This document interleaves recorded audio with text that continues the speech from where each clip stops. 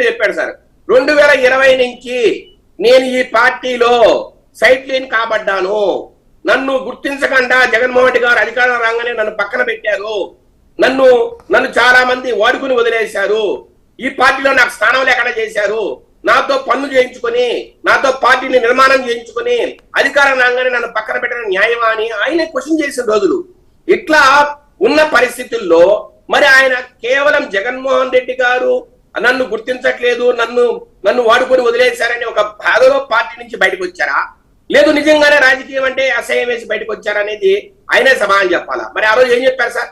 నాకు ఈ తుచ్చ రాజకీయాలంటే ఇష్టం లేదు, ఈ రాజకీయాలన్నీ భ్రష్టు పట్టిపోయాయి, ఈ రాజకీయాలు ఉండడానికి నాకు మనసు పట్టలేదు, నేను ఇక వ్యవసాయం చేసుకుంటానని చెప్పిన వ్యక్తి హఠాత్తుగా 1.5 సంవత్సరంలోనే మళ్ళీ నేను రాజకీయాలు మళ్ళీ ఇంకో ప్రెస్ మీట్ పెట్టాడు సార్.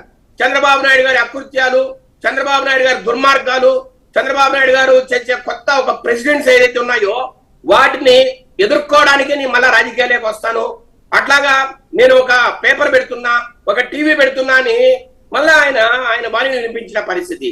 అంటే జగన్మోహన్ రెడ్డి గారితో కుట్రబన్ని బయటకు వచ్చారా, లేదంటే జగన్మోహన్ రెడ్డి గారితో విభేదించి బయటకు వచ్చారా అనే విషయమే ఫస్ట్ తేలాలి. నాకున్న డౌట్ ఏంటంటే సార్, జగన్మోహన్ రెడ్డి గారితో కలిసే కుట్రపన్ని ఆయన బయటకు వచ్చారు. పార్టీలో ఎవరైతే జగన్మోహన్ రెడ్డి గారికి కంటకంగా తయారయ్యారో, ఎవరైతే ఇబ్బంది పెడుతున్నారో వాళ్ళని బయటికి సాగనంపడానికే, వారిని అదిమేయడానికే, వారిని చిదిమేయడానికి ఆయన బయటకు వచ్చి రకరకాలుగా మాట్లాడుతున్నారు. ఈ రోజు ఇల్లీగల్ లిక్కర్ స్కామ్ లో కావచ్చు, లేదంటే శాండ్ స్కామ్ లో కావచ్చు, ఆయన అప్రూవర్ గా మారాను, నేను అన్ని విషయాలు ఈడీకి చెప్తాను, లేదంటే సిట్టికి చెప్తానని రకరకాలుగా ఆయన మాట్లాడుతుంటారు. తీరు ఇది ఎవరి గురించి మాట్లాడాలి సార్?